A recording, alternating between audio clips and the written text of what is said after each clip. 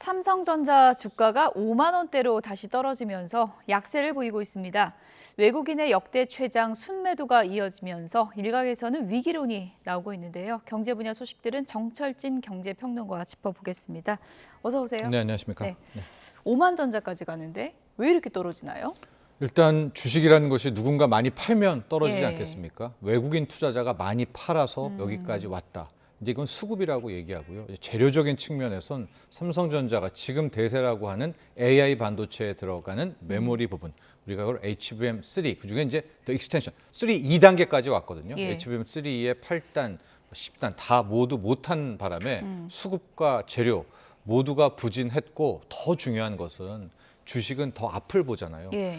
앞을 봤는데도 뭐 하나가 좋을 것 같지 않은 이런 상황이 지금의 삼성전자 주가를 만든 겁니다. 네, 뭐 주식 투자하는 분들 중에 삼성전자 갖고 있는 분들 상당히 많다 보니까 뭐 별의별 얘기가 다 있는데 뭐 오보사라는 말도 있잖아요. 그러니까 네. 앞에 5조가 보이면 이제 사라 뭐 이런 얘기도 있는데 이번에도 해당되는 거예요?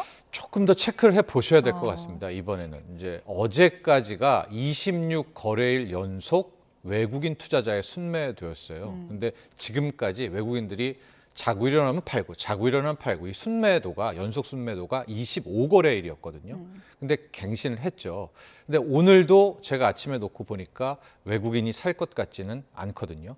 이미 장 시작하자마자 외국계 증권사에서의 팔자 주문이 쌓여놓고 시작을 한단 말입니다. 예. 이것은 아직까지 외국인들이 삼성전자를 사줄 마음은 없어 보이고, 수급도 아직 안 된 거잖아요. 예. 더욱 중요한 이 재료적인 측면에서 자, 이쯤 되면 엔비디아와 HBM3 8단 뭐 이 정도는 계약이 체결됐다라는 걸 시장에 알려줄 때인데 벌써 10월이 절반 중반 정도 가고 있잖아요. 이제 이런 소식도 안 나오는 걸로 봐서는 글쎄 재료적인 측면에서도 아직 뚜렷한 회복이라든가 반등의 조짐은 보이지 않고 있다라고 볼 수가 있겠고요. 그러면 뭐 어떻게 해야 되느냐? 주가적 라인으로는 보통 지금 2개 정도를 사람들이 이야기하는데요. 첫 번째가 PBR 1배. 그러니까 삼성전자를 오늘 문을 닫는 거예요. 그럼 막 반도체 장비도 팔고 반도체도 팔고 하는 전체적인 이제 다 팔았을 때 나오는 돈 있지 않습니까? 예. 이것과 시가총액과 비교해 봤을 때 그 배율이 PBR이라고 하는 건데 예. 한 배가 지금 조금 넘은 상태거든요. 그러니까 한 배가 깨진다는 건 진짜 말이 안 되는 거죠. 삼성전자인데, 천하의 삼성전자인데. 그런데 과거에 깨진 적이 있었습니다. 그래서 한 0.9배 밑으로도 간 적이 있는데 이게 가격으로 따지면은 한 5만 7천 원에서 5만 8천 원 라인. 그러니까 여기를 좀 개인들이 많이 보고 있고요. 예. 그 다음이 진짜 또 여기까지 가면이라는 중요한 대목이 있는데 삼성전자의 외국인 투자자의 비중이 있거든요. 예. 이게 전에 56%에서 지금 연속 팔면서 예. 9월 이후에 11조 넘게 팔았거든요. 예. 그래서 이 비율이 지금 53%, 52%까지 왔는데 예. 이게 이제 50%도 깨진 절반이 있었습니다. 과거에. 무너지면. 예. 50%도 아예 깨지는 라인. 예. 그러면 앞으로 한 10조를 더 팔아야 되거든요. 이제 그렇게 된다면 2022년에 갔던 라인들 5만 원 초반대 뭐 이 정도도 생각해 봐야 되고 있어서 적어도 지금 삼성전자를 노리시는 분들은 최소한 하나 외국인 투자자들이 하루는 순매수를 사주는데 예. 하루는 안 돼요. 한 적어도 4거래일, 5거래일 이상 사주고 지금 9월 이후로 11조 팔았잖아요. 예.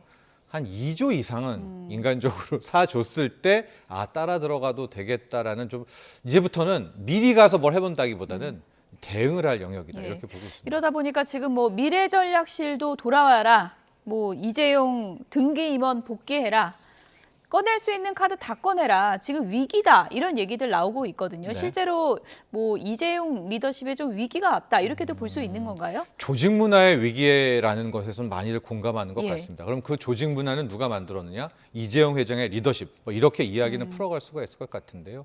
과거의 삼성그룹, 특히 삼성전자의 문화가 있잖아요. 토요일, 일요일 다 출근을 하고 뭐 그냥 밤새 시대가 달랐으니까. 예, 달랐으니까 예. 그 정도로 일하고 또 그만큼 보상을 받는 이제 그런 문화에서 이재용 회장은 방금 말씀하신 대로 이제 시대가 바뀌었기 때문에 이제 새로운 시대의 문화를 적용을 한 거죠. 그러니까 뭐 선진국의 기업들에서 하는 그런 문화들 하고 뭐 상하 평가도 하고 뭐 이런 것들로 지금 굉장히 조직 문화의 개선을 꽤 했는데 예. 그런 문화라는 게 하루아침에 바뀌지 않잖아요. 그러니까 바꿔놓고 봤더니 겉으로는 어우 되게 좋아졌네, 되게 세련돼졌네, 삼성전자 역시 인재들이 많이 몰려오니까 달라졌네라고는 하지만 예. 이건 허울뿐인 거고 실제로 자기가 한 일에 대한 책임이라든가 뭐 성공에 대한 뭐 이런 것들이 너무나도 명확하지 않으면서 당초에 조직 문화의 개편 취지가 뭐 어그러졌다. 이런 것도 지금의 삼성전자를 만든 뭐 한 이유다라는 이야기들은 돌고 뭐 있습니다. 칼바람이 불 것이다 이런 무시무시한 얘기도 있던데. 근데요, 칼바람을 분다는 것은 예. 그래도 칼바람이 불면 희망은 있을 것 같아요. 그런데 칼바람을 못 분다든가 예. 불어도 조직이 과거처럼 못 끌어간다. 이렇다면 정말 큰 위기겠죠. 예. 뭐 이재용의 리더십의 위기 아니냐 이런 얘기가 있는데 분위기가 좀 다른 곳도 있습니다. 현대차는 지금 뭐 실적이 역대 최강이다 그러는데 분위기가 굉장히 내부적으로 좋다고요? 네, 그런데 이제 예. 현대차도 투자자들이 생각하는 주가적 차원의 현대차와 실적적 차원의 현대차는 좀 많이 다른 것 같습니다. 예. 말씀하신 대로 조직 또 실적도 잘 나오고 비전도 제시하고 다음 주죠. 10월 22일에는 이제 인도 증시에 IPO를 하는데 뭐 최대 아마 청약금도 몰릴 것 같고 뭐 대박이 터질 것 같다는 이제 이런 얘기들 많이 나오는데 예. 정작 주가는 현대차도 곤두박질 치고 있거든요. 그러니까 투자자들 입장에서는 아니 정유선 회장 잘한다고 하면서 또 실적도 이렇게 잘 나는데 주가가 이렇게 빠진다라는 것은 현대차도 어떤 우리가 모르는 시장이 모르는 위험 있는 것 예. 아니야? 라는 이제 추정들 나오고 있어서 양대 축이죠. 삼성전자와 그러니까요. 현대차 그 모두 두 가지 축이 흔들리면 주가적 차원에서는 예. 다 무너지고 있는 거죠. 예. 네. 정의선 회장 같은 경우는 지금 뭐 취임 4년을 맞았는데 어쨌든 뭐 내부적인 평가는 뭐 내부 체질을 완전히 개선했다 뭐 이런 또 평가도 있더라고요. 네, 평가적인 예. 시선도 있고 뭐 예. 그렇지만 항상 이제 우리 국민들이나 투자자들이 보이기에는 그것이 체감돼야 되는 것 아니겠습니까? 그런 차원에서는 좀 상반된 의견도 제가 앞서 말씀드렸듯이만 뭐 주주 환원에 대한 이야기도 하고 많이 하지만 오늘도 저 주가가 거의 뭐 급락세를 보이고 있거든요. 예. 이제 그런적 차원에서는 어떤 뭔가의 이제 주주에 대한 측면도 함께 고려해야 될 때가 아닌가. 정의선의 리더십도 이런 점을 함께 제언드리고 싶습니다. 예, 어쨌든 뭐 주식시장의 큰 축이라고 이제 표현을 해주셨는데 두 가지 축을 이끌고 있는 두 회사의 분이 좀, 주가들이 다 예. 흔들리면서 뭐 예. 코스피도 당연히 예. 전쟁 중에 러시아보다 못한 이제 그런 국장이 됐죠. 예, 반도체주가 좀 영향을 클 것 같은데 어떻게 전망하세요? 반도체주도 이제 나눠서 늘 예. 얘기해야 됩니다. 예. 우리나라가 메모리 반도체의 강자다 하는데 메모리 분야가 두 개로 나뉩니다. 예. 우리가 요즘에는 이제 흔해진 용어가 됐는데 레거시 뭐 디램 뭐 이렇게 하는 범용 반도체와 AI 칩에 들어가는 HBM, 그러니까 고대역폭 메모리 반도체가 예. 나오고 있는데요. 삼성전자는 이쪽으로 못 가고 있죠. 그런데 지금 범용 반도체라고 하는 레거시 범용 반도체 쪽은 경기 부진, 뭐 수요 부진으로 굉장히 힘들어지고 있거든요. 그러니까 이건 삼성전자는 이제 힘들어지고는 있지만 반면에 HBM3 8단, 12단까지 가고 있는 하이닉스는 또 짱짱하게 버티고 있는 그렇군요. 엔비디아에 따라서 예. 그렇게 같은 반도체 내에서도 이제 명암이 나뉘게 되는 그런 한국 반도체 산업이 됐습니다. 예, 물가 얘기도 좀 해볼게요. 뭐 요즘 배춧값 얘기 많이 하는데 당장 다음 달에 이제 김장철이잖아요. 네. 가격이 지금 안 떨어지는 것 같은데 어떻게 봐야 돼요?